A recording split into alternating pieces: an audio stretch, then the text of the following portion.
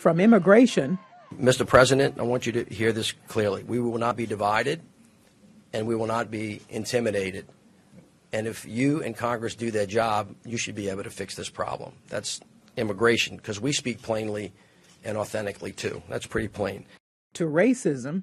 I think there's blame on both sides, and I have no doubt about it, and you don't have any doubt about it either. To health care, plus an ongoing investigation about possible collusion with Russia. It's been a rocky year for the 45th president. He's tossed accusations. Rocket Man is on a suicide mission for himself. Fake news, folks, fake news. What's your message? Typical New York Times fake stories. Critics challenge the president on his comments and policy decisions. The president has got to be engaged in some sensitivity and heart changing. And when I say heart, we got to appeal to his heart, because there's something wrong, it seems to me, when you make comments that way, and maybe that's what you believe. And the press called out his flip-flops. Mr. President, Breitbart called you Amnesty Dom. Now, as the president prepares to deliver the State of the Union address, can Americans of color expect anything to change for the better? Tonight, President Donald Trump, 1 year and counting.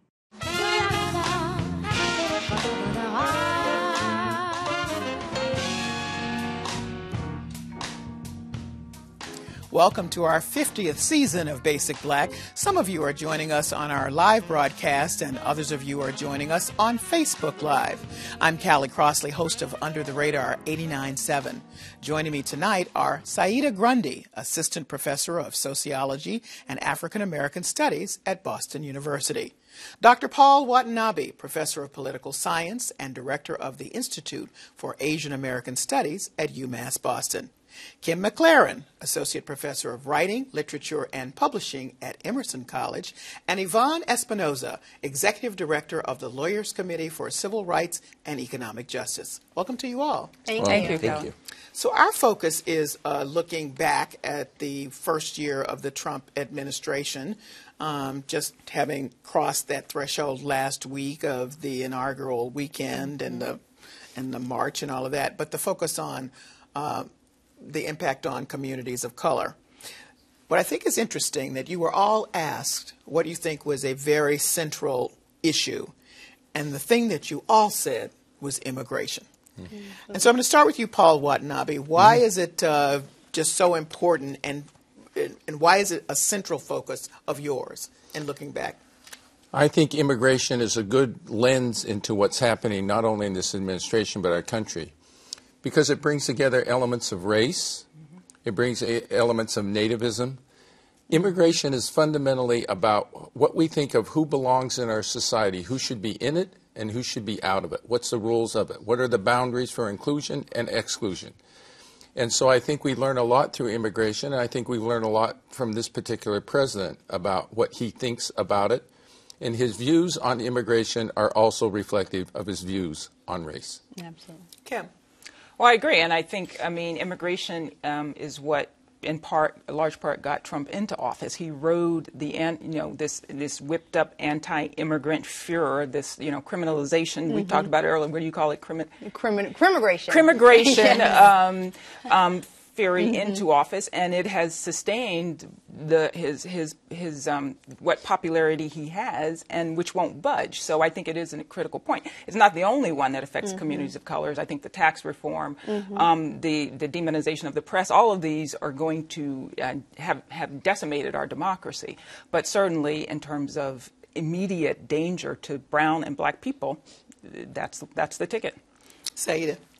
It is for me because of a couple of strands. One, I think it's a continuation of policies that we very much ignored in this past 8 years. 90% of our deportees were men of color, particularly black and Latin men, right? And so the way, as Professor Watanabe said, the way we have used immigration is very much a litmus test for all the racist policy we can drive through in any given political moment. I think the other thing for me as well is, though, it is the common thread throughout the rise of global fascism. So when I look at the fury, the xenophobic fury that we see happening in the West, the common scapegoat has been brown people from other places, right? Ironically, places that all of these countries colonized. But that has been the common denominator, and it has very much driven the rise of the extreme far right in Europe, and it's done the same here. So, Yvonne, this is your business. And, I mean, you were in this business before Trump and before this kind of focused attention. Of course, we know that President Obama was known as the deporter-in-chief. Let's not forget that. Right. But what's changed in the tenor and tone under the Trump administration? There's a lot that's changed. And I think one of the best ways to see it is that we had significant deportations happening under the Obama administration, as you just said, the deporter-in-chief. And at the same time, the deportations have continued, but by eliminating the priorities that had been established under Obama to focus on serious felons, people with extensive criminal records that actually pose a threat to public safety, endanger our communities, those were priorities under Obama. Under Trump, we don't have those priorities. He says that everyone should be a priority, and then by definition means that no one is a priority. What we're seeing is the equating of immigrant with criminal. And we've also seen a lot of rounding up of immigrants. We've documented at the Lawyers Committee for Civil Rights arrests at more than 24 courthouses in Massachusetts alone. When you think about that, when you think about a battered woman coming forward to get a restraining order against her abuser, and then while she's in court to get that order, immigration comes and arrests her, I think that tests our values as Americans. Or reveals our values. And immigration becomes a litmus test for what are the constitutional protections that we believe should apply to all of us as human beings. So we've seen through this administration that, you know, to your point, Dr. Watanabe, that race has been put on the table. But here's what's puzzling or interesting, I guess. The polling for approval for President Trump is stayed in the 30s. Okay, so the high 30s. So it's about 37 now. And the Pew poll that came out toward the end of the year said that there had been a shift for people, so that 60% of Americans, that's most Americans, no matter who they are, disapproved, were unhappy or thought things had gotten worse under his leadership. Now, if you broke it down by party, you know, there's a real story there between Democrats and Republicans, but still there were a number of Republicans in this. And even with the Republican Party, there's been a shift from what was 10% to 25% of unhappiness, which is significant, I think. So I'm wondering now, when we're rounding up the fathers, the mothers, the people that other people in the community felt were part of their community, never saw as the bad hombres, just the folks living and working and paying taxes with them. Is there going to be a shift, even greater shift now? Because the roundups are increasing. We're hearing the pushback from a lot of folks, Paul, and I'm just wondering, where does that go now in terms of, because other people have to be as invested in this? I know people look at these numbers and say only 40% of the American public supports this president. 40% is a big number. Yeah. Yeah. And to me, the notion is that that's 40% that will tell somebody who comes to their door or calls them on the phone that they believe this way. Right. And I believe behind much of that 40% are people for whom race or the transformations, the dramatic transformations we're seeing in this country in terms of race, largely driven by immigration, are at the core of it. They're opposed to it. That's the change they fear, and that's the America they want to get back to. Before all of these people came, before they're moving, as they are going to be within 25 years, to a majority non-white country, that's the fear that they have. And so, you know, I see these polls and I follow them. To me, what is the real critical conversation? We have so much conversation about what Trump says and what it reveals about him, and I think it's pretty obvious. The question is, what does the response of Trump reveal about us? And what do individuals say to themselves? What does it say about me in terms of my response to this reality? he's out there. He's transparent. This is one of the values of Donald Trump, I think. I think he's not confirming anything that we hadn't all suspected about him. But what does it say about us? Are people looking in their souls and hearts and interests and saying, what am I? Am I complicit in this guy? Let's ask some questions of that 40%. Yeah. All right, so what are the questions that we ask then? I mean, because if the 40% is just, you make a fine point, and there are many others, then what has been the impact of the toxicity that we felt as people of color most sharply in terms of the rest of the society, I guess? Well, I mean, I think Paul makes an excellent point, and the point before we get to that, I wanted to say that it would be optimistic to think that there are some people who are seeing the effects in their communities upon people they didn't think it would happen to, and are second guessing it. But because we continue to live such segregated lives in this country, the vast majority of those Trump supporters do not, in fact, come into contact with black and brown people, so they're perfectly happy.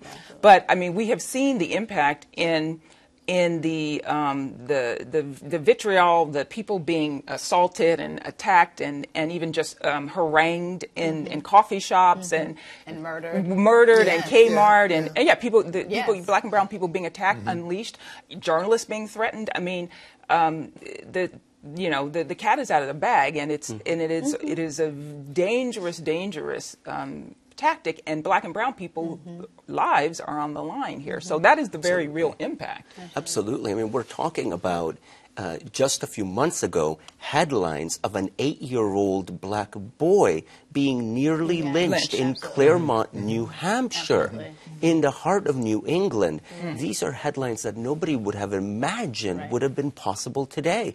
And we're having to sit through news cycles of offensive, racist, derogatory terms being used to describe the Haitian American community, the Nigerian community, and people from El Salvador. It just seems to me that it's not even coded. It's not even under the surface. This is racist, bigoted language being used in legislative and policy-making sessions. And you have other politicians justifying it, which I think Paul is right. Like, we know who Donald Trump is. That's no surprise. What is more disturbing is that 40%, but also people like McConnell and Ryan and all these lawmakers. I think what I didn't expect was to the extent to which they were willing to go. That's what frightens me. And I'm a Kentuckian, so Mitch McConnell is, a consistent villain in my life. But, I actually did expect that, because and I'm not alone in this, that many anticipated that Trump would be a useful idiot for them. And that as Joy Reid said, Paul Ryan intends to repeal the 20th century. Yes. Right? Paul Ryan has almost a visceral disdain for poor people. Yes. And I think that they have done with Trump much what the Russians seem to be doing with Trump, which is, this is a useful idiot, right? He's such a circus act that if it will actually, as long as the eye is focused on him, we can actually get what we really wanted done here. Right. And I think they've been absolutely stayed on their agenda. McConnell has very much proven. You almost have to, almost respect his diabolical interest in look, if you think this is about fairness, right? His ability to flip on Doug Jones and say, look, we're not going to seat him for this. And when Scott Brown, he wanted, Scott Brown immediately seated. They're not here to play nice with anyone. Right. This has been a very targeted, very ideologically driven agenda they've had for years, and they are in the seat of power. And he does an amazing job of taking up the oxygen in the room. They don't even want the oxygen in that room. What they're doing, I think, was always their intention. And he might make it, a little clumsy for them at times, but he's still extremely on point and on agenda. I mean, it angers me so much when Paul Ryan, how many times have we heard him say in response to something Trump has done, it's not helpful. Yeah.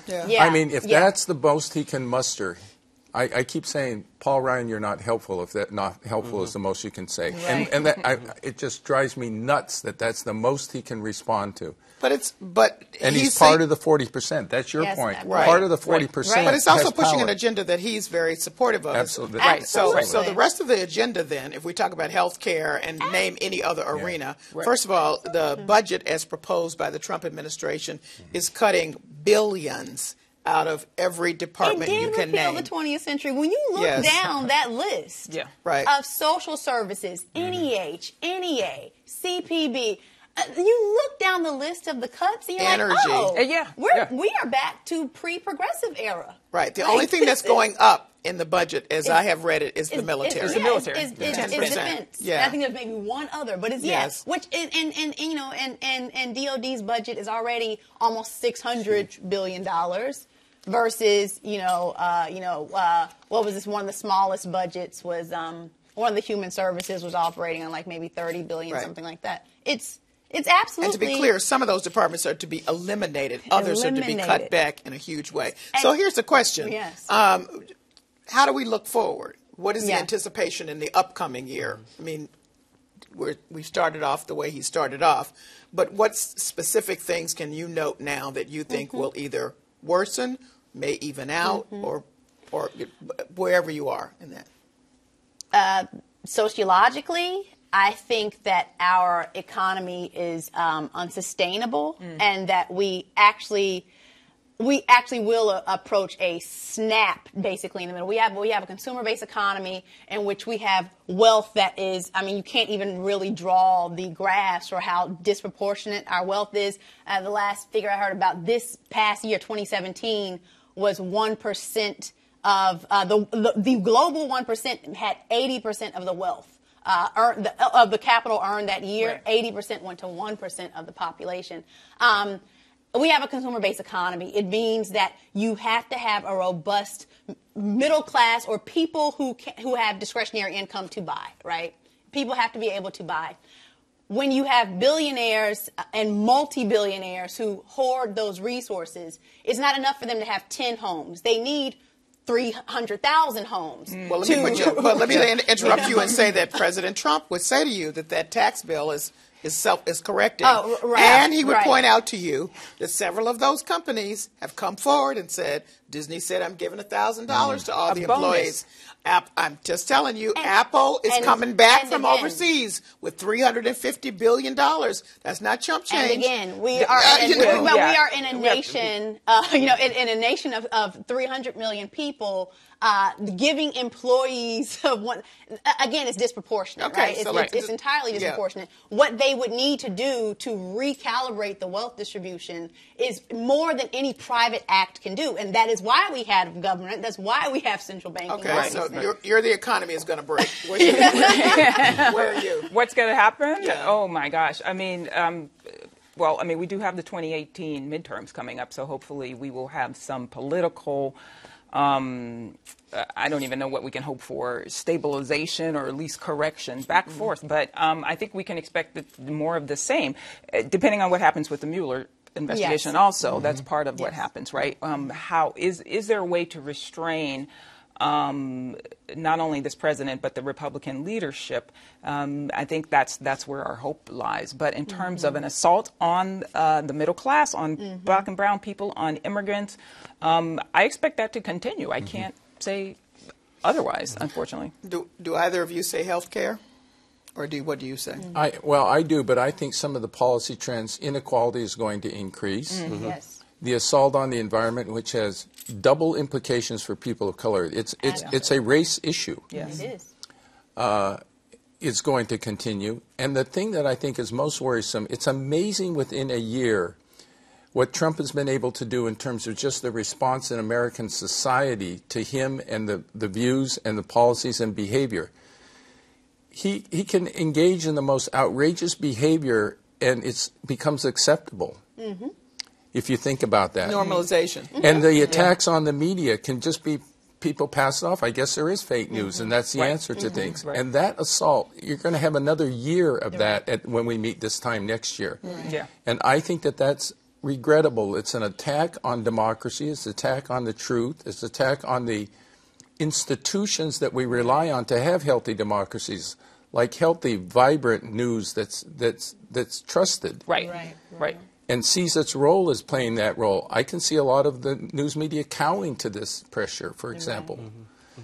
And so that's what I worry about. And I think of young kids. They're going to have another year. You know, in young kids' life growing up, 2 years, that's what we will have had by this time next year. We'll have 2 years with this guy and the president. That's a very impressionable impact for the leadership of our country. Yeah. Yvonne? I, of course, agree with the assessments that have been shared, but I also harbor some optimism. I think that we have seen over the past year that organizations like the Lawyers Committee, that the courts have been the bulwark that is stopping a lot of the abuse of power, that has put the administration in check. You want to ban Muslims? No, we are not going to do that. You want to eliminate DACA? Well, we'll see you in court. You want to eliminate TPS? We'll see you in court. You want to defund sanctuary cities? The Lawyers Committee represents sanctuary cities here in Massachusetts in litigation against Trump. So I think we're going to see an intensification of that legal front, right? We're going to see a lot more court actions, and I, for one, am very optimistic about that, because we've been very successful in using the exact things that we're talking about, the racism, the discrimination, the xenophobia, the bigotry, as evidence of discriminatory intent, as evidence of really targeting our communities for punitive measures. And so I feel optimism in that we will be able to continue to defend and protect the children and families in our communities by using the law as our shield. But Yvonne, doesn't that require the right judges? And isn't he going to have another year to place people in those seats and fill those? I mean, Absolutely. But I agree. The fight will continue on those fronts, but it's a lot tougher with judges appointed by Trump and supported by this Republican Senate. And facing retribution. And just to jump in with a little more optimism, I agree with that, and that's dangerous. The flip side is we also seeing some progress on gerrymandering, and I think to their credit, the Democrats finally seem to be getting their act together and realizing that was started, the debacle in the first place was allowing the Republicans to this strategy of taking over. So that's a long-term strategy, and it's going to be, there's a lot of damage. Paul is absolutely right, but if we're looking for bright light, that's another place. I agree completely. Well, I think you then would have to mention the various resistance movements and grassroots, rather, not orchestrated by any kind of other thing, but it's people becoming more engaged civically and figuring that they wanted to push back. I would be remiss if I didn't mention that the Department of Justice is about to test that civic engagement because they've just come after 23 cities, sanctuary cities, and are threatening to take away funds. And in our region, that would be Lawrence and Burlington, Vermont. So we'll see as in these next few weeks what happens. But the threat has been there before, but now he's made it more active. Yeah, we represent Lawrence, and so we'll see him in court because we have the law on our side. And in these times where there's so much fear and uncertainty, we also have to not just recreate the status quo, but think out of the box about what we do. And so we're asserting state rights arguments on behalf of Lawrence. Boy, what a topsy-turvy world. Exactly. But that's important. It is important. I agree. Right. And none of you said health care, but I do think that that's going to be a critical piece and continue to be. That's been held off by the courts as well, but I think that when we circle back to that in the end, I'm thinking about CHIP funding, just that one area. I mean, we have many other funds, but that's hanging in the balance if people are not paying attention right now because of the shutdown. That'll be taken up again in 2 days, 3 days when they have to reconvene because they only extended themselves. Well, that's but off that the was table, on the right.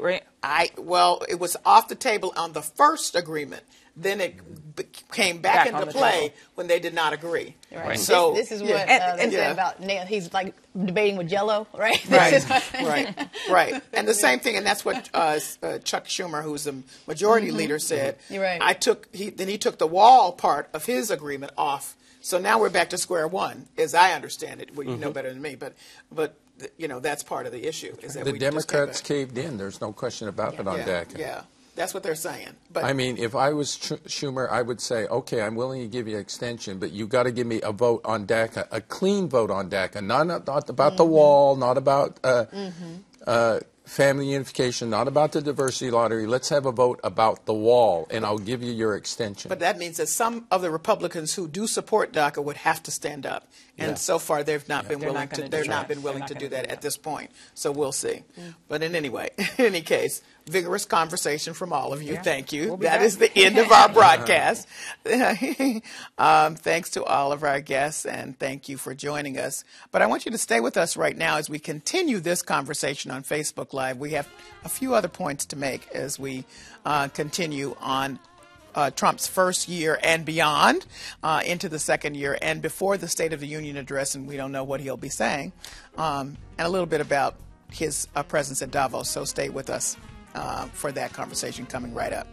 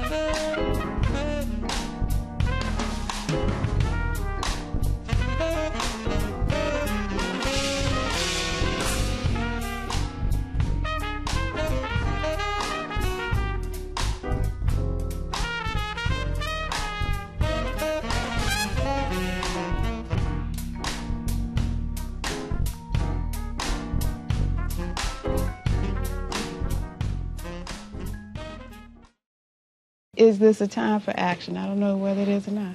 Well, definitely that a lot of black folks are reassessing what happened in the 50s and 60s, as well as the early 70s, reassessing the different direction. Is the black revolution over or something like that? I don't think it's over because we're still in chains, so to speak, and we have to move and deal with that particular situation.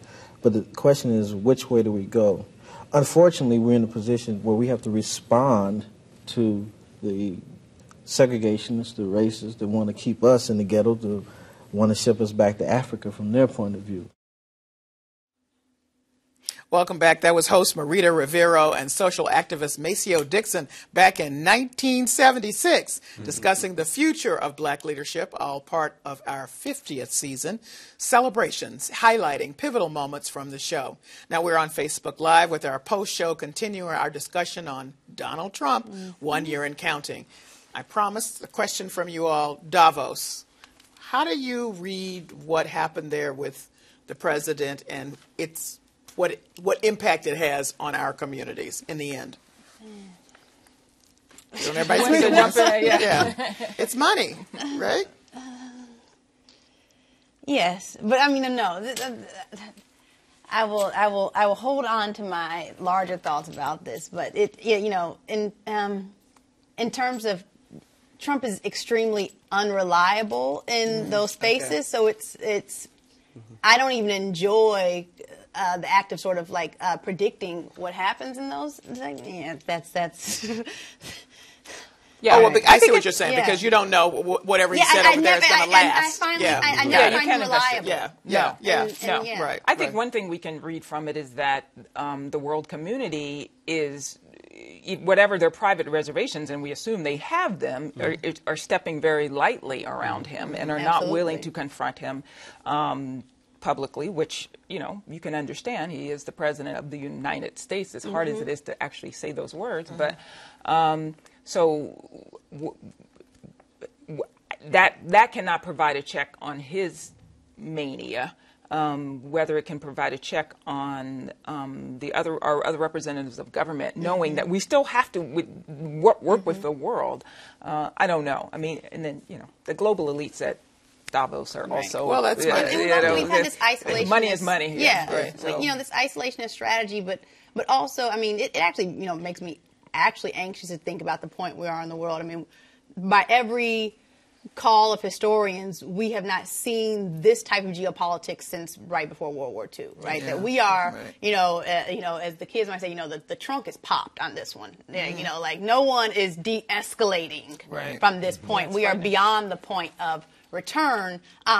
Couple that with climate change, which has actually, Right. the geopolitics of climate change is something that we don't speak about enough, but it has actually caused a lot of this migration, Right. and to which the backlash has been these nations in all sorts of reaction to migration populations. But again, when I think about the scale of Trump. We got here a little before him in terms of where we were with nukes, right? Obama wanted to denuclearize a lot of nations, and to taking nukes out of the hands of some people who maybe shouldn't have them. But the message, I think, became clear: if you give up your arms, you are screwed, right? And so now the people hanging on to them are particularly the folks who are ready to use them. Right. That's correct. I really appreciate that you brought up the connection between climate change and immigration, which I think is huge. And when I hear that, when I hear like climate change is a major thing that we should be preparing for, and we're not talking about that. The budget that we were just talking about doesn't incorporate that as an item, as a priority. We have the only The party EPA in has the been world, only decimated. major party that doesn't accept climate change as a fact. We're the only nation that has a major party. And I can say in that budget that in the climate area, one of the cuts is specific to Energy Star and any other related climate change programs. Absolutely. Yeah. And so when you look at that and you think about, well, we're not investing in climate change. We're not even investing in maintaining the infrastructure that we have as a country, but we want to build a wall with Mexico, and we want to round up immigrants, and we want to funnel money to the military and to police departments to police black and brown bodies. It just seems to me that we are not setting ourselves up for world superpower status. Absolutely. These are red herrings.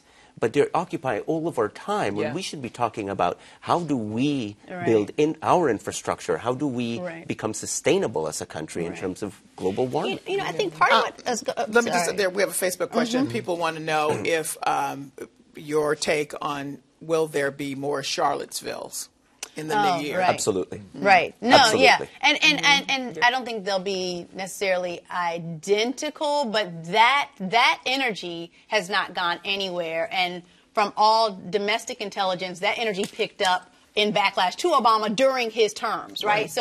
And what happened actually, it was unleashed, and the FBI knew about this, but what happened was it was sort of this thing of don't bring anything to our desk that's not about Muslims. And so in targeting Muslims, they not only dropped the ball, they deliberately turned away from it. Turned away from it. We don't declare that as terrorism. We don't declare it as terrorism. But the Department of Justice is now investigating black identity extremists. So instead of trying to address the root let's be clear, those that they identify. Black identity. The so-called. But again, it's what we criminalize. We're criminalizing protest and we're criminalizing black protest, not white protest. And identity. Black protest. And black identity. I mean, this is all part of the project. And, Jeff Sessions is one of the most consistent racists in the history of the 20th century. And has been from long time. Well, that's what I thought part of the value, if you will, of the comments that were made by Trump in the shithole comments. Because for me, it confirmed, everybody in this country is saying, oh, Black Lives Matter, they got it wrong or they're too extreme or so forth. Well, it confirmed the Black Lives Matter thesis, which is there are people in power within this country who have a hierarchy of race. And clearly, the comments made by Trump, the most powerful person in this country, clearly and explicitly said people of color, from certain reasons, are not as valuable, not as important as people, and even identified people from white countries. So he did a beautiful job. He gave us the hierarchy. Places my wives are from. And that's all Black Lives Matter is fundamentally about. Yes, absolutely. That people of power and institutional sources of power treat people in this country differently based upon color and experience. and people have balked at that. Mm-hmm. He's exposed that. But they'll continue to balk at it. People they'll still. Yeah. I agree with you. He exposed it, but only to people who are willing to see. I don't know that. I don't know that anybody who wasn't willing to see before will become willing to see because he made it so explicit. Well, right. That's because I don't think it was unwilling. I don't think it was an unwilling to see. Well, I think it was past an ignorance about it. It was literally like, no. Yeah, it's a refusal I understand to see. that my foot is on your neck. That's where it should be. Right. Yes. I mean, I think why are you complaining about your boot on my neck? And I honestly boot on your think neck. that's part of Trump's pathology. Is, I mean, and not to get inside the man's head, which has to be a terrifying place, but it actually is part of that. He just wants the racial hierarchy in its place, right? Mm-hmm. And his vitriol about Obama was this black person getting out of their place. Yeah. Right. You know? Yeah. And for that matter, anybody else who's out of their place. That's right. You know, and to me, that is the essence of how our, white supremacist serving racial hierarchy works. Yeah. Again, as a Southerner, I explain this all the time. Like, no, this fantasy about this interpersonal disdain is not there. So long as you are in your place. There is a place for you, right? What's really crazy to me is that we are here today in 2018 with this racial hierarchy that you're talking about plainly coming out of the agenda of the White House and the Department of Justice and infecting the legislative and policymaking process. Mm-hmm. And at the same time, right, it kind of reminds me of Derek Bell's Faces at the Bottom of the Well, the permanence of racism, right, which is what we're living. But it also makes me almost long for the time when civil rights and racial justice issues weren't this polarizing, weren't so divisive, when we had Republicans voting for extensions of the Voting Rights Act, voting for the Civil Rights Act. I would be hard-pressed to believe that would happen today. Right. And that terrifies me because I don't think about the work that I do as a civil rights attorney as being R or D, as being blue or red. I think about it as being nonpartisan. We're a nonpartisan organization. But today, the landscape has become so polarized. And I think a lot of it is this interest in going back to this racial hierarchy that many of us thought had well, kind a lot of these gone. issues are the same for a lot of people. If I believe I'm correct that Bob Goodlatte has been holding up the vote on voting rights extension and discussion for many years, and you will note that he was one of two people brought into that immigration discussion, which led to the comments to say, no, that we're not going to have any compromise on this, or what he perceived to be compromise. So that's where we are there. I just want to circle back for 1 second about the terrorist labeling, because I think it's important that labeling the Black Lives Matter people as terrorists, and by the way, Patrice Kahn-Cullors has a new book out called When They Call You a Terrorist, does not make it so that the people that they have avoided paying attention to or taking their eye off the ball or whatever you however you described it, Saida, actually have a record of being terrorizing and having carried out terrorist acts. So that needs to be on the table so that people understand we're talking about documentation, not from us, from law enforcement. So that's the reality. And this is a playbook we've seen before, right? This was the Nixonian era playbook, right? This is how they criminalized black liberation movements. It was this. We've seen this before. It was incredibly effective, and it ushered in the rise of mass incarceration, right? Because what it did was that it created this swollen idea of, okay, black liberation is a threat to the state. Black liberationists are in cities where poor black people are. Poor black people are a threat to the state. It became a package deal. Well, and the most dangerous is when poor black people were connecting with poor white people. And this is what happened with Fred Hampton, exactly, right? And King as well, right? This was a great threat. It's particularly a threat to ownership and management, right? This idea of workers in solidarity across racial lines is a serious threat. I mean, every sort of titan of industry we celebrate had an anxiety about racial solidarity amongst workers. Which is why Walmart and all of these give people little $1,000 bonuses to buy them off, as if that's going to really have some substantial impact on your lives. As they then send them to the welfare lines in the state of Florida. Well, it's going to have some cut impact Medicare. at the first, because I think a lot of people are who are trying to put together 2 and 3 jobs, Yeah. will like that. Yeah, but I mean, it is true. But I actually have to push back on this argument because Republicans keep saying that it has an impact. But I've been poor. Anybody who has been poor knows that it's going to have an impact, but it will not change your life. $1,000 in this country, even if you're living in rural Mississippi, is not going to substantially change your life in a way that government infrastructure and investment in Medicare and education and jobs would change your life. Okay, so let me put a pause there and say that $1,000 is really not aimed at poor people. It's aimed at middle class people or who they perceive as middle class. Now that's a different mindset. Those people are voting. Those people are concentrating on these issues. The people that you were talking about and that many of us know, they're not, because they're just trying to live every day. So that's a different, they buy them some political capital that. Can I go back a little bit to this argument of identifying the terrorists? Yes. And I agree with your point about the tradition. Of course, there is this very traditional view that the terrorist is the lurking black man who's going to beat me up or so forth. Or but lurking Muslim. What we see a transformation, and Trump is very much a part of this, is he's really made black or people of color, not just the gang member or the... He's made the president of the United States a figure of terror. Yes. The point is that the audacity of these folks to believe that they should be running this country, that they should be Supreme Court justices. That's and people in the United States buying that view. That's raised let me ask a the question. level of fear, if you will, or paranoia, or whatever you want to take, to a higher level. Okay, so my question, because probably somebody's watching saying, I see, not many, but I see a few folks of color in the Trump administration. I see them in the support places. I just want to put that out there that, everybody's not feeling that pressure, or so they say. Well, first of all, I would ask them to discern those people of color. I mean, first of all, black faces in high places, of course, is a thing, but also Trump very intentionally put what we was saying, a fox for every hen house. Black people who were particularly anti-black empowerment in those positions.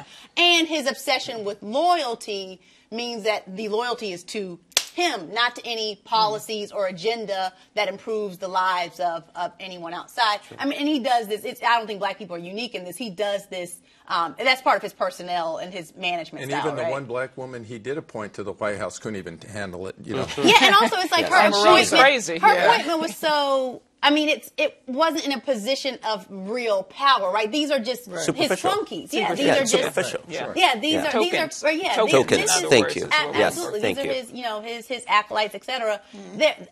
It's not like making it's not an appointment to DOJ as Attorney General, right? It's not air quota situation. But to Paul's point and our point together now that. He's not even making a pretense. That's how naked it is now. In past Republican presidents have made a pretense of. He doesn't even have to make a pretense, precisely because the people who elected him precisely so that for that reason. So nobody is even making that argument anymore. They don't want to see black and brown faces up there. So what will the State of the Union address you think focus on and? Himself. It's going to be, fire and brimstone. The greatest year in existence. And it'll also be, I think, an AR-15, a blame game, right? At this point, we need to accept. In fact, I get often frustrated with the progressive side of the argument in which we won't accept this is the Teflon Don. I mean, literally. His name is Don, right? That he's the Teflon Don, and we keep waiting for these moments in which, now they got a tape of him doing this, and it's not going to happen.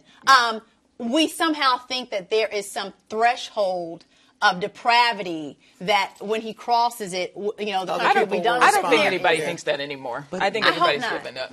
But that raises something that has been on my mind for a while, which is, why does it have to be voices of color that have to be in the front line of criticizing the racism that's coming from the White House? Why does it have to be black, brown, and Asian voices and perspectives? A lot of this is white work. It has to Absolutely. be white people reaching out Yes. to their family members, their neighbors, their peers, their colleagues, and saying this is unacceptable. Yes. And that it doesn't have to take getting lynched in front of the White House Absolutely. for you to say that there's actual racism coming out of that office. Yeah. And we agree. need to Well, this really is back to Paul's original statement, which is what does this say about us then? Yeah. You know, so that's exactly Yeah. where we are. Yeah. And so you better believe that whatever the State of the Union address is going to be, that there's going to be a chorus of voices saying half of the things he said are racist, and I'm sure they will be. Right. And then there's going to be people who are like, oh no, you know, it's not, you're not understanding what he's saying. It's, you know, he didn't mean it that way. People who try to explain away the discriminatory impact that this administration is having. He'll say something racist, and Paul Rand will say that's not helpful. Yeah, no. Well, and a number of legislators of color are talking about boycotting and or demonstrating in some way at the State of the Union. So, you know, we'll see. But it is. All right. Yeah, go ahead. Well, no, what I'm going to say that, you know, we don't want to do a circle thing here. We've come to the end of our bemoaning, I think, at this moment. And so to Paul's point, I guess I'll see you here next year. Yeah. So thank you, Yvonne. Thank you, Kim. Thank you, Saida. Thank you, Paul. Thank you.